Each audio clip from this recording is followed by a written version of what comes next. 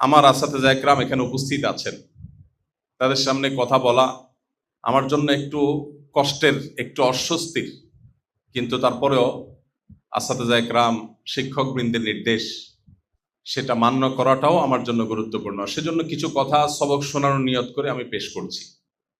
আমাদের হাজী সাহেব যে তেলাওয়াতগুলো করেছেন, এর মধ্যে কোরআনে কারিমের একটা গুরুত্বপূর্ণ সূরা সূরাতুল ফজরের কয়েকটি আয়াত তিনি তেলাওয়াত করেছেন। এই সূরার শুরুতে আল্লাহ রাব্বুল আলামিন বলেছেন, ওয়াল ফাজরি ওয়া লায়ালিন আশ, ফজরের শপথ এবং 10টি রাতের শপথ। আল্লাহ সুবহানাহু ওয়া তাআলা কোরআনে কারিমে গুরুত্বপূর্ণ কিছু বলতে গেলে আল্লাহর বিশেষ মাহাত্ম্যপূর্ণ বিভিন্ন সৃষ্টির নামে, কখনো আল্লাহ তাআলা নিজের জাতে পাকের নামে শপথ করেন। আল্লাহ ছাড়া যদিও আমাদের জন্য, বান্দাদের জন্য গায়রুল্লাহর নামে, আল্লাহ ছাড়া অন্য কোনো কিছুর নামে শপথ করা জায়েজ নাই। নবী করিম সাল্লাল্লাহু আলাইহি ওয়াসাল্লাম বলেছেন, মান আরাদা আন ইয়াহলিফা ফালইয়াহলিফ বিল্লাহি আও লিয়াসমুত। কেউ শপথ করলে, কসম করলে আল্লাহর নামে করবে, আর না হলে চুপ থাকবে। আল্লাহ ছাড়া কারোর নামে শপথ করা জায়েজ নাই।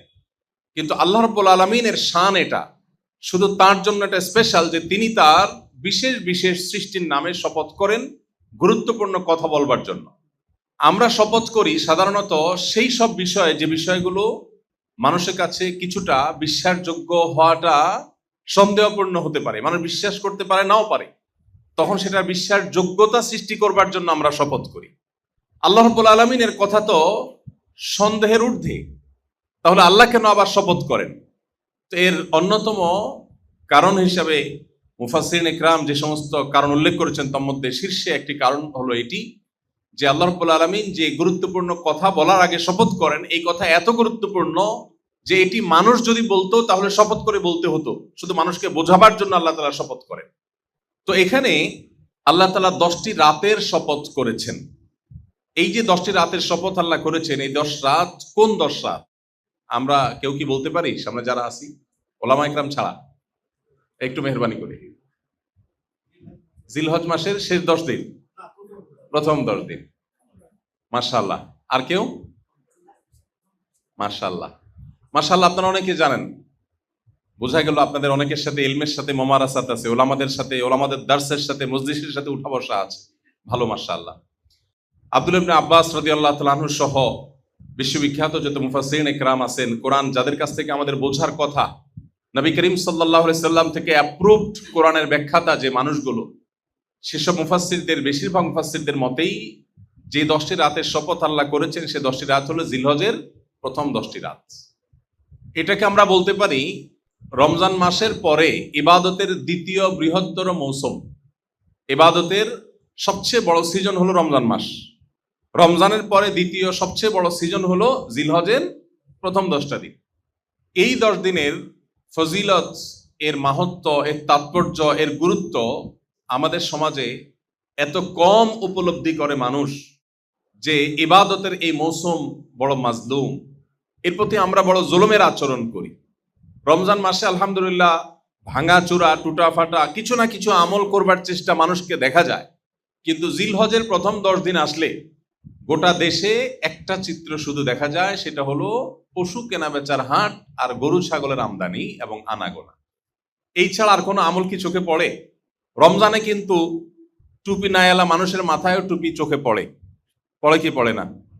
অনেক কিছুতে রমজান মাস যে ইবাদতের মাস চলছে, তাকাইলে চোখে পড়ে। কিন্তু জিলহজের প্রথম দশকে গরু ছাগল ছাড়া মানুষের কোনো আমল আর চোখে পড়ে না। গরু ছাগলের কেনা বেচা এটাও আলহামদুলিল্লাহ আমলের একটা পার্ট বা অংশ, কিন্তু এছাড়া যে আরো গুরুত্বপূর্ণ অনেক আমল আছে এই দশককে ঘিরে, সেটা আমাদের সমাজ থেকে অনেকটা হারিয়ে গেছে। আমি সৌদি আরবে 10 বছর ছিলাম ওয়াজারাত শুনুল ইসলামিয়ার অধীনে বাংলা ভাষাভাষীদের দাওয়াতের কাজের জন্য। তো সেখানে একটা কালচার আমার খুব মনে ধরেছে, অত্যন্ত পছন্দ হয়েছে, আপনাদের সাথে একটু শেয়ার করি। সেটা হলো, আমি লক্ষ্য করেছি বিভিন্ন বাসা বাড়ির অলিতে গলিতে, বাসা বাড়ির সামনে, গ্যারেজে, গেটের ওখানে ছোট্ট ছোট্ট ডিভাইস রাখা অনেক জায়গায়, সব বাসায় না, অনেক বাসায়, কোনো কোনো শপিং মলে, সুপার শপে, কোনো কোনো দোকানে ছোট্ট ছোট্ট ডিভাইস রাখা। এই ডিভাইসগুলোতে তাকবীর, তাহলিল, তাহমিদ, এই দশকে যেটা বেশি বেশি উচ্চারিত হওয়ার কথা, সেগুলোর অডিও মৃদু ভলিউমে, হালকা ভলিউমে চালু করে রাখা আছে।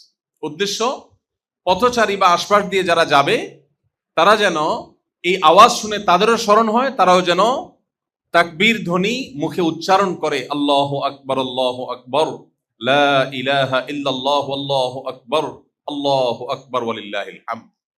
আমার কাছে এই জিনিসটা খুব পছন্দ হয়েছে, কারণ সারা বছর জুড়ে আমল তো করা হয় না। এই দশকে নবী আলাইহিস সালাতু ওয়াস সালামের নির্দেশনা আছে এই দিনগুলোতে, জিলহজ মাসে, ফাকতিরু ফিহিন্না মিনাত তাকবীরি ওয়াত তাহলিলি ওয়াত তাহমিদ, এই দিনগুলোতে তোমরা বেশি বেশি তাকবীর করো, আল্লাহর বড়ত্ব প্রকাশ করো, আল্লাহর একত্ববাদ প্রকাশ করো, আল্লাহর প্রশংসা জ্ঞাপন করো। এই নির্দেশ নবী আলাইহিস সালাম দিয়েছেন এবং বলে দিয়েছেন ফাকতিরু, বেশি বেশি করে করো। বেশি বেশি তো দূরের কথা, কম কমও আমাদের দ্বারা করা হয়ে ওঠে না। এই দৃশ্যটা দেখার পর আমার মনে হয়েছে যে আমার নিজেরও গাফেল মন, অবচেতন মন এরকম কোন জায়গা দিয়ে যেতে, যখন কানে আসে তাকবীর, সাথে সাথে মুখ দিয়ে উচ্চারিত হয়, দোয়া আসে, লোকটা আমাকে স্মরণ করিয়ে দিয়েছে। আল্লাহ বলেছেন ওয়াযাক্কির ফাইন্না যিকরা তানফাউল মুমিনিন, স্মরণ করায় দাও, ইমানদারদের উপকারে আসে এতে। আমি গত কয়েকদিন আগে আমাদের বাসার নিচে, আমি ঢাকা যেখানে থেকে, আমার বাসার নিচে গেটে এবং আমার বাসার ঠিক সামনে একটা মসজিদ আল্লাহ আমাদের করার তৌফিক দিয়েছেন, ওই মসজিদের গেটে আর বাসার নিচে দুই জায়গায় দুইটা সাউন্ড বক্স, ছোট্ট সাউন্ড বক্স, মৃদু ভলিউমে, যাতে ডিস্টার্ব হয় না কারোর, পথচারীরা গেলে যেন শুনতে পায় কানে কিছু একটা আওয়াজ আসে। বলেছি যে সারাদিন যত মানুষ যাবে তারা যেন একটু করে শুনতে পায়, মৃদু ভলিউমে একটু তাকবীরের আওয়াজটা চালু করে রাখার জন্য। ওই উদ্দেশ্য যে অন্য মানুষ যদি এটা শুনে একটু তাকবীর পড়ে, আল্লাহ যদি আমাকে একটু সওয়াব দান করে। আপনারা এখানে অনেক নেতৃস্থানীয় ব্যক্তিবর্গ আছেন, অনেক গুরুত্বপূর্ণ ব্যক্তিবর্গ আছেন যাদের সমাজে ইনফ্লুয়েন্স করবার সুযোগ রয়েছে। এই ইনফ্লুয়েন্সিয়াল মানুষজন যারা আছে, আপনাদের কাছে আমার একটা আবদার আছে, আমি লোকটা সামলাতে পারছি না। আজকে ঢাকা জুমার পরেও আমি আবদার রেখে আসছি, আপনাদের কাছে আবদারটা করতে চাই, একটা বিশেষ আবদার করব আমি। এই আবদারটা করার উদ্দেশ্য আমল করা। এটা বলার আগে এত কথা বলে নিচ্ছি এই জন্য যে আপনারা এই আবদারটাকে বাস্তবায়নের চেষ্টা করবেন ইনশাআল্লাহ। আবদারটা হলো, আমাদের দেশে কোরবানিকে কেন্দ্র করে যে পশু কেনা বেচার হাট বসে, এই হাটগুলোতে প্রায় সব হাটগুলোতে মাইক লাগানো হয়, কারণ পুরো হাটে অনেক ঘোষণা দিতে হয়, অনেক অ্যানাউন্সমেন্ট করতে হয়, অনেক কথা বলতে হয়, কেউ যেন হাসিলের টাকা ফাঁকি দিয়ে না যায়, ঘোষণা দিতে হয়, নানাবিধ ঘোষণা দেওয়া লাগে, আছে না নাই? আমি খুব সচেতনভাবে লক্ষ্য করেছি, কোন কোন জায়গায় আমার কানে এসেছে যে, মানে আমি নিজে কানে শুনেছি যে এই মাইকগুলোতে ঘোষণার ফাঁকে ফাঁকে বিভিন্ন রকমের গান বাজনা বাজানো হয়। আমি জানি না আপনাদের খুলনা এলাকাতে এরকম কোথাও হয় কিনা, বাট আমি ঢাকায় শুনেছি নিজের কানে। তো আলহামদুলিল্লাহ, ঢাকায় আমি যেখানে শুনেছি, আমি সেখানে সাথে সাথে ওই এলাকায় আমি বসবাস করতাম, ওখানে হাট কর্তৃপক্ষের কাছে আমি গেছি, কয়েকজন ভাইকে সাথে নিয়ে যে তাদেরকে হাতে পায়ে ধরেছি এবং বলেছি, যেই ইবাদতকে ঘিরে আপনাদের রুটি রুজির ব্যবস্থা হচ্ছে, যেই ইবাদতকে ঘিরে লক্ষ কোটি টাকার লেনদেন বাংলাদেশের জাতীয় অর্থনীতিতে হয়, যেটাকে ঘিরে বাংলাদেশে 2-3-4 দশক আগেও ভারতের গরু ছাড়া কোরবানি করা যেত না, দেশীয় গরু দিয়ে কোরবানির চাহিদা পূরণ করা যেত না। কোরবানির এই ইবাদতের বদৌলতে, এই ইবাদতের উসিলায়, ইসলামের এই গুরুত্বপূর্ণ আমলের বদৌলতে বাংলাদেশ আজ পশু প্রতিপালনের স্বয়ংসম্পন্ন হয়েছে। এর অবদান কোরবানির, অন্য কিছুর না। কোরবানি ছাড়া অন্য কোনোভাবে প্রণোদনা দিয়ে কোনো সরকারও বাংলাদেশকে অন্তত পশু পালনে বা আমিষের চাহিদায় স্বয়ংসম্পন্ন করা এটা সম্ভবপর ছিল না। আমরা আমাদের শৈশবে কৈশোরে বাজারে গেলে দেখতাম সাদা সাদা বড় বড় ইন্ডিয়ান গরু ছাড়া বাজার, সয়লাভ, এগুলো ছাড়া বাজার চলে না, কারণ দেশীয় গরু দিয়ে চাহিদা পূরণ করা যেত না। কিন্তু আপনারা লক্ষ্য করেছেন, গত বেশ অনেক দিন ধরে, অনেক বছর ধরে ইন্ডিয়ান গরুর দরকার হয় না, আমাদের দেশীয় গরু দিয়ে আমাদের বাজারের চাহিদা পূরণ হয়। আমি প্রত্যন্ত অঞ্চলে আসুন্না ফাউন্ডেশনের মানব সেবার কাজে যাওয়া লাগে, আমি লক্ষ্য করেছি গ্রাম বাংলার একেবারে অসহায় দরিদ্র মানুষজন, অনেক বিধবা নারী, উপায় উপার্জন নাই, ছোট ছোট 2টা বাছুর 2 বছর পালার পর অনায়াসে সেগুলোতে 1.5-2 লাখ টাকা ইনকাম করে তার সংসারটা তিনি চালাতে পারছেন। গত কয়েকদিন আগে আমাদের যে সমস্ত আসুন্না ফাউন্ডেশন থেকে স্বাবলম্বীকরণ প্রজেক্টের আওতায় আমরা যে সহায়তাগুলো করি, এগুলোর আবার আমরা ফলো আপ করি। তো গত কয়েকদিন আগে একটা রিপোর্ট আমাদের কাছে আসলো, আমরা আমাদের সোশ্যাল মিডিয়া, আমাদের ফেসবুক পেজও আমরা প্রচার করেছি, যে একজন নারী অসহায়, তাকে একটা বাছুর আমরা দিয়েছিলাম, সম্ভবত 25 বা 30 হাজার টাকা বা এরকম কাছাকাছি হবে, এরকম দামের।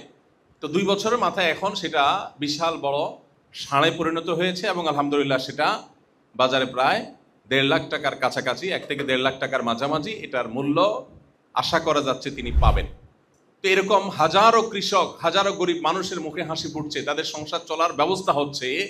এই পুরো জিনিসটার ক্রেডিট হলো আল্লাহর এই নির্দেশ, ইসলামের এই বিধান, কোরবানির ইবাদত। এই ইবাদত না থাকলে এটা হতো না।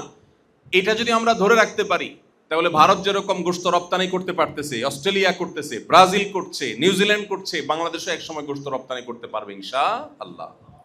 জাতীয় অর্থনীতিতে জাকাতের কি ভূমিকা, কোরবানির কি ভূমিকা, এই জিনিসগুলোকে সবগুলো সবসময় পাশ কাটিয়ে রাখা হয়। আমাদেরকে শোনানো হয় কোরবানি আসলেই পশু প্রেমের মিথ্যা ওয়াজ, পশুর প্রতি মায়া দেখানো হয়। যারা সারাদিন চিকেন বার্গার বা বিফ বার্গার আর চিকেন নাগেটস ছাড়া যাদের সকাল বিকালের নাস্তা হয় না, তারা কোরবানি আসলে দেখবেন যে এইভাবে পশু হত্যা করা হবে, পশু হতে মায়া দেখায়। অথচ জাতীয় অর্থনীতিতে কোরবানির এত গুরুত্ব, সেই কোরবানির ইবাদত যেটা ইসলামের একটা গুরুত্বপূর্ণ বিষয়, একটা বিধান আল্লাহ, সেই ইবাদতকে ঘিরে রুটি রুজির ব্যবস্থা যারা করছে, আমি কোনো বাজারে গিয়ে বাজার কর্তৃপক্ষকে বলেছি যে এই মাইকে গান বাজাচ্ছেন, এর চাইতে বড় নিমক হারামি আল্লাহর জমিনে আরেকটা হতে পারে না। যে ইবাদতকে ঘিরে আপনার রুটি রুজির ব্যবস্থা হচ্ছে, সেই ইবাদতকে আপনি কলুষিত করছেন। যারা ইবাদতের উদ্দেশ্যে গরু ছাগল কিনতে আসছে তাদেরকে আপনি গান শোনাচ্ছেন, এর চেয়ে বড় জুলুম আর অবিচার আল্লাহর জমিনে কি হতে পারে? তো আপনাদের কাছে আমার আবদারের জায়গা, এই মাইকগুলোতে বাজার কর্তৃপক্ষের কাছে যদি আপনারা দাওয়াত নিয়ে যান, 2-4 জন 5 জন মিলে যান, নসিহার সুরে, উপদেশের সুরে দাওয়াত নিয়ে যান এবং বলেন যে জিলহজের প্রথম দশকে নবীজি আমাদেরকে তাকবীর, তাহলিল, তাহমিদ পড়তে বলেছেন। এই মাইকে অ্যানাউন্সমেন্ট এবং ঘোষণার যে কাজগুলো হয় সেগুলোর ফাঁকে ফাঁকে গান না বাজিয়ে একটু তাকবীরের যে অডিও আছে ইউটিউব থেকে, ফেসবুক থেকে, সেগুলো বাজানো হোক, মুখ দিয়ে বলা হোক আল্লাহু আকবার, আল্লাহু আকবার, লা ইলাহা ইল্লাল্লাহ, আল্লাহু আকবার, আল্লাহু আকবার ওয়ালিল্লাহিল হামদ। তো গরু ছাগলের হাটে, পশুর হাটে মাইকগুলোতে তাকবীর বাজানো অন্তত দিনের ভিতরে 2-4 বার যেন বাজানো হয়। এর জন্য আমরা একটু কাজ করতে পারি না ইনশাআল্লাহ? আপনাদের প্রতি এটা আমার একটা আবদার থাকলো। আমি আলহামদুলিল্লাহ নিজে আমল করেছি বেশ কয়েক বছর আগে। এখন হজের সফরে থাকার কারণে আর এই তৌফিক হয় না, কিন্তু আমি সব জায়গায় যে আহ্বানটা করি যে নবী আলী সাল্লামের হারিয়ে যাওয়া এই সুন্নতকে আমাদের জিন্দা করা দরকার। মুসলমানদের গলিতে অলিতে যেখানে জিলহজের প্রথম দশকে তাকবীর শোনার কথা, সারা বছর জুড়ে গান বাজনা, হারাম আওয়াজ এবং শব্দ আমাদের কানকে ভারী করে তোলে, আমাদের রুহানিয়ত, আমাদের আধ্যাত্মিকতাকে ধ্বংস করে দেয়, আমাদেরকে বাধ্য করা হয় গুনাহে লিপ্ত হতে। সেখানে জিলহজের প্রথম দশকে যেখানে কোন সাহাবী বাজারে যেতেন শুধুই একটু সরবে তাকবীর পাঠের উদ্দেশ্যে, আল্লাহু আকবার, আল্লাহু আকবার, লা ইলাহা ইল্লাল্লাহ, আল্লাহু আকবার, আল্লাহু আকবার ওয়ালিল্লাহিল হামদ, এই তাকবীরটা একটু জোরে আওয়াজ দিয়ে পড়বেন, এই উদ্দেশ্যে বাজারে যেতেন, কোনো কেনাকাটা না, যাতে করে তার তাকবীর শুনে অন্যরাও তাকবীর বলে উঠে। এখন আমরা যে সমাজে বসবাস করছি, আমাদের ঈমান এবং আমলের হালত যত ভয়াবহ, এই সমাজে যদি কেউ গিয়ে কোনো চায়ের দোকানে বা কোনো বাজারে গিয়ে যদি এরকম তাকবীর বলে উঠে, মানুষজন কি বলবে বলে? বলবে লোকটার কি মাথায় সমস্যা আছে কিনা, বলা নাই কয় নাই তাকবীর পড়তেছে। অর্থাৎ সবাই যখন অসুস্থ হয় তখন সুস্থ মানুষকে কি মনে হয়? অসুস্থ মনে হয়। যে সমাজের সব মানুষ আমরা, বেশিরভাগ মানুষ আমরা গাফলতিতে, আল্লাহর জিকির যে আল্লাহর বান্দার মধ্যে আছে তাকে আমাদের মনে হয় অস্বাভাবিক। যারা নিজেরা অস্বাভাবিক তাদের কাছে এরকমটাই মনে হয়। মোহতারাম হাজিরিন, এই জন্য জিলহজের এই দশকের আমলগুলোকে আমাদের নতুন করে জিন্দা করার জন্য কাজ করতে হবে, আমাদের চেষ্টা করতে হবে। আল্লাহ আমাদের যে তৌফিক দিয়েছে, আমরা নিজেরা তো আমল করবোই, পাশাপাশি সমাজে এটাকে আমল করাবার জন্য নানাবিধ উদ্যোগ নেব। চেষ্টা করা যাবে তো ইনশাআল্লাহ? আল্লাহ তাআলা আমাদেরকে তৌফিক দান করুন। নবী করিম সাল্লাল্লাহু আলাইহি সাল্লাম বলেছেন, সহিহ বুখারী, মুসলিম সহ বিভিন্ন হাদিসের কিতাবে হাদিসটি বিভিন্নভাবে বর্ণিত হয়েছে। তিনি বলেছেন, মা মিন আইয়ামিন আল আমালুস সালিহু ফিহিন্না আহাব্বু ইলাল্লাহ মিন হাদিহিল আইয়াম। জিলহজের এই দশকে আল্লাহর ইবাদত করলে, নেকামল করলে আল্লাহ যত খুশি হন, অন্য কোন সময়ে অন্য কোন নেকামলে আল্লাহ এত বেশি খুশি হন না। সাহাবায়ে কেরাম জিজ্ঞাসা করলেন, ওয়ালাল জিহাদু ফি সাবিলিল্লাহ, অন্য সময় আল্লাহর রাহে জিহাদ, জীবন বাজি রাখবার মতো কাজ, সেটা যদি কেউ করে সেটাও কি আল্লাহর কাছে বেশি প্রিয় না এটার চাইতে? নবীজি বলেছেন, ওয়ালাল জিহাদু ফি সাবিলিল্লাহ, অন্য সময় আল্লাহর রাহে জিহাদ করেও আল্লাহকে এতটা খুশি করা সম্ভব না জিলহজের 10 দিন নেকামল করে আল্লাহকে যতটা খুশি করা সম্ভব। ইল্লা রাজুলুন খারাজা বিমালিহি ওয়া নাফসিহি, কোন ব্যক্তি নিজের মাল, জীবন এগুলো নিয়ে আল্লাহর রাহে বের হলো, জিহাদে বের হলো, এবং এর কোনো কিছুই সে নিয়ে আসতে পারে নাই জীবনও আল্লাহর রাহে কোরবান হয়ে গেছে, সম্পদও খরচ হয়ে গেছে, এর কথা ভিন্ন, তার মর্যাদা সবকিছুর ঊর্ধ্বে।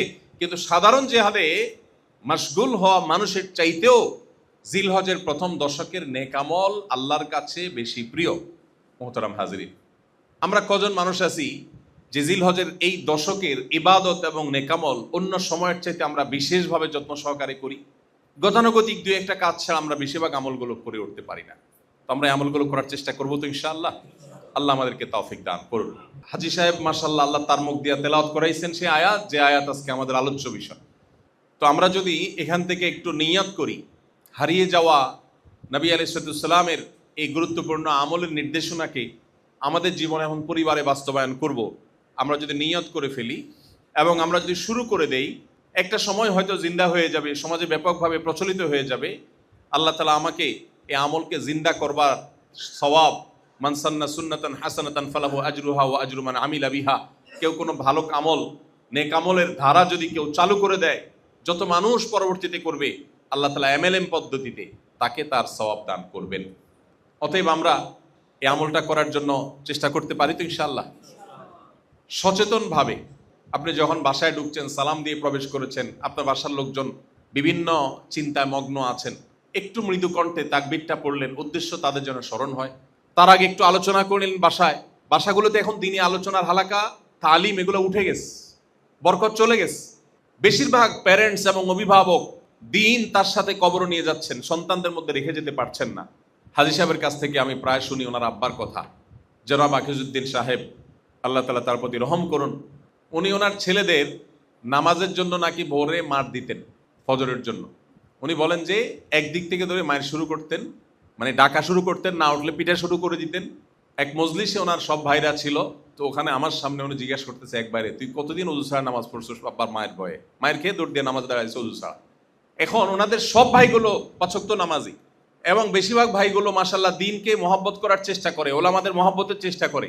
আমার অবাক লাগে, ভালো মন্দ মিলায় মানুষ, ওনাদের সব কিছু তো আমি জানি না, কিন্তু ভালোটা আমার চোখে পড়তেছে যে বাপ সন্তানদের মধ্যে দিন রেখে যেতে পেরেছেন, এই জায়গায় উনি সফল। অন্য জায়গায় ওনার ব্যর্থতা থাকতে পারে, এই জায়গায় তিনি সফল যে তার দিন তার সন্তানদের মধ্যে রেখে যেতে পারছে। কিন্তু আমরা আজকাল বেশিরভাগ মানুষ আমাদের সন্তানদের মধ্যে দিন রেখে যেতে পারছি না। এমন ফিতনা আমাদেরকে ছেয়ে ফেলেছে, ওয়াল্লাহিল আযীম, শত সহস্র অভিভাবকদের কান্না অনবরত আমার কানে আসতে থাকে। অফিসে সিরিয়াল থাকে মানুষের, দেশ বিদেশ থেকে মানুষ আসে, হাহাকার থাকে। দিনের যে চেতনা অন্তরে ধারণ করছি, সন্তানরা সেটা ধারণ করছে না। ভয় হয় আমার দিন আমার সাথে কবরে দাফন হয়ে যাবে, আমার ফ্যামিলিতে পরবর্তীতে দিনকে ধারণ করবার মতো মানুষ হয়তো থাকবে না। মোহতারাম হাজিরিন, এই করুণ পরিণতিতে এমনি এমনি হয়নি। এক তো বৈশ্বিক নানাবিধ ফিতনার যে ভয়াবহ চ্যালেঞ্জ, আমাদের তরুণ প্রজন্ম, আমাদের টিনেজার, আমাদের শিশু কিশোরদেরকে টার্গেট করে করে তাদের মধ্যকার রুহানিয়তকে ধ্বংস করে তাদেরকে বেঈমান এবং বদ্দিন করবার জন্য হাজারটা আয়োজন আছে। শিক্ষার নামে, সংস্কৃতির নামে, আধুনিকতার নামে, সভ্যতার নামে, কালচারের নামে, নানা নামে আমাদের সন্তানদেরকে ধ্বংস করা হচ্ছে। অ্যাজ এ প্যারেন্ট, অভিভাবক হিসেবে আমরা তাদেরকে বাঁচাবার জন্য সত্যি বলতে আমি তেমন কোনো উদ্যোগ দেখি না, আমার চোখে পড়ে না। আমরা সবাই চাই আমাদের সন্তান থাকুক দুধে ভাতে, এই চাওয়া দোষের না ভাই। বরং নবী করিম সাল্লাল্লাহু আলাইহি সাল্লামই বলেছেন, তোমার সন্তানকে রিক্ত হস্ত রেখে যাওয়ার চাইতে তাদের জন্য কিছু রেখে যাও। ঠিক আছে, সন্তানকে দুধে ভাতে যেন থাকে সে ব্যবস্থা নেন। ভাইরা আমার, এর চাইতে বড় গুরুত্বপূর্ণ বিষয় হলো আমার সন্তান যেন থাকে ঈমান আমলে। দুধ ভাতের যদি অভাব হয়ও জীবন পার হয়ে যাবে, ঈমান আমলের যদি অভাব তার মধ্যে হয় ধ্বংস অনিবার্য। মোহতারাম হাজিরিন, জিলহজের প্রথম দশক উপলক্ষে আসেন পরিবারের ছোট ছোট মজলিস করি, একসাথে খাওয়াই তো উঠে গেছে। আলহামদুলিল্লাহ, আমি সংগ্রাম চালাই আমার পরিবারে, সংগ্রাম, যুদ্ধ করার চেষ্টা করি বাচ্চাগুলো যাতে সঠিক পথে থাকে। এরপরে তো হেদায়েতের মালিক আল্লাহ তাআলা। আম্বিয়া আলাইহিস সালামের অনেকের পরিবার হেদায়েতের পথে আসেনি, পরিবারের কোনো কোনো সদস্য আসেনি। আল্লাহ তাআলা হেদায়েত সম্পূর্ণ তার হাতে রেখেছেন, কিন্তু চেষ্টা তো আমরা করব। আমি দিনের একটা সময়, বছরের বেশিরভাগ সময় জুড়ে বাচ্চাদের সাথে খেলাধুলা করি। উদ্দেশ্য, ও খেলতে গিয়ে যেন আরেকটা খারাপ বাচ্চার পালায় না পড়ে, ওর খেলার সাথে আমি হয়ে যাই। 1 ঘন্টা বা কায়দা, 1.5 ঘন্টা বা কায়দা তাদের সাথে ব্যাডমিন্টন খেলি এবং নিয়ম করে প্রতিদিন একটা বেলা অন্তত এক প্লেটে পরিবারের সব সদস্যগুলোকে একসাথে নিয়ে বসে খাই। উদ্দেশ্য, যে অন্তত কিছুটা সময় যেন কাছাকাছি থাকে। এখন তো বাপ এক সময় ঢুকছে, ছেলে আরেক সময় ঢুকছে, মা এক সময় ঢুকছে, মেয়ে আরেক সময় ঢুকছে, কারোর কলেজ, কারোর ভার্সিটি, কারোর স্কুল, কারোর সাথে কারোর দেখা নাই, একজনের প্লেট আলাদা, পানি খাওয়ার গ্লাস আলাদা, এক একজন এক এক টাইমে খাচ্ছে, কোনো বন্ডিং নেই। পশ্চিমারা ধ্বংস হয়ে গেছে পরিবার এবং দাম্পত্য সুখের ক্ষেত্রে, শেষ হয়ে গেছে। দুর্ভাগ্য আমাদের, আমরা ঠিক সেই জায়গাটা চলে যাচ্ছি, ঠিক সেদিকে আগাচ্ছি। এই দেশ এই জায়গায় ছিল না। আমি একটি কথা প্রায় বলি, জ্ঞানে বিজ্ঞানে, তথ্য প্রযুক্তিতে, শিক্ষায়, আবিষ্কারে, অবকাঠামোতে, বিভিন্ন ক্ষেত্রে দুনিয়ার উন্নত দেশগুলো আমাদের মুসলমান দেশগুলোর চাইতে যদি 100 বছর এগিয়ে থাকে, দাম্পত্য সুখ এবং পরিবার ব্যবস্থাপনায়, সুখী পরিবারে আমরা তাদের চাইতে 200 বছর এগিয়ে আছি আলহামদুলিল্লাহ। এই জিনিসটা তাদের মধ্য থেকে হারিয়ে গেছে। আপনারা দেশ বিদেশ যারা ঘুরেন তারা আমার চাইতে ভালো জানেন, বাবা মার সাথে সন্তানের কোনো বোঝাপড়া নাই। চট্টগ্রামের একটা বিশ্ববিদ্যালয়ের এক প্রোগ্রামে গিয়েছিলাম, তো ভাইস চ্যান্সেলর সাহেব খেতে খেতে আমাকে বললেন, ভাই আমি ইংল্যান্ডে পড়াশোনার জন্য যখন ছিলাম, একটা ঘটনা আমার এখনো মন থেকে দূর হচ্ছে না। বললাম কি ঘটনা? বললেন যে ঘটনা হলো, এক বাবা আমাকে বললেন যে জানো আজকে আমি অনেক হ্যাপি, অনেক খুশি আমি। তো বললেন তোমার খুশির কারণ কি, কেন তুমি হ্যাপি? তো বললেন যে হ্যাপি হওয়ার কারণ হলো আমার ছেলে, কয়েকটা ছেলে মেয়ে আমার আছে, এর মধ্যে একটা ছেলে এই প্রথম তার বিয়েতে আমাকে দাওয়াত দিয়েছে। শুনতে হাস্যকর মনে হলেও এটা কতটা বেদনার অধ্যায়। আমরা যদিও ধ্বংসের দিকে যাচ্ছি, এরপরও এখনো পর্যন্ত আমরা ওদের চাইতে যে কত ভালো আছি, কতটা আল্লাহ আমাদেরকে ভালো রেখেছেন, এটা সে সমস্ত দেশগুলোর যে ক্রাইসিস আছে সেগুলোকে যারা জানেন তারা কম্পেয়ার করতে সহজ হবে। মোহতারাম হাজিরিন, এই জন্য আমল এবং ইবাদতের মৌসুমগুলোতে অন্তত বিশেষভাবে আর সারা বছর জুড়ে সাধারণভাবে পরিবারকে নিয়ে একটু তালিমের ব্যবস্থা করি। বাসা একটা সময় একটু একান্ত আলাপ উঠাই, একটু পাঠচক্র করি, গ্রুপ স্টাডি করি, একটু তালিমের মজলিস করি, সন্তানদেরকে একটু বাঁচাবার চেষ্টা করি। আল্লাহ রাব্বুল আলামিন আমাদের সন্তানদেরকে ভয়াবহ ফিতনা থেকে বাঁচাবার তৌফিক নসিব করুন। এই যে দ্বীনি মাদ্রাসাগুলো, এই মাদ্রাসাগুলোর অবদান আমাদের অনেকের চোখে পড়ে না। আমরা মনে করি বৈষয়িক অগ্রগতিটাই সবকিছু। এই মাদ্রাসাগুলো আমাদের মনুষ্যত্বকে টিকিয়ে রাখবার জন্য প্রাণপণ লড়াই করে চলেছে। বিশাল স্রোতের বিপরীতে বালির বস্তা নিয়ে এই মাদ্রাসাগুলো দাঁড়ায়। একটুনি সমাজকে ধ্বংসের হাত থেকে রক্ষা করা যায়। যেটুকুন বিলম্ব হয়েছে আমাদের ধ্বংস, সেটুকুন এর পুরো অবদান, পুরো ক্রেডিট হলো এদেশে ওলামা একরামের এই সমস্ত দ্বীনি প্রতিষ্ঠানগুলো। আল্লাহ আমাদেরকে বোঝার তৌফিক নসিব করেন।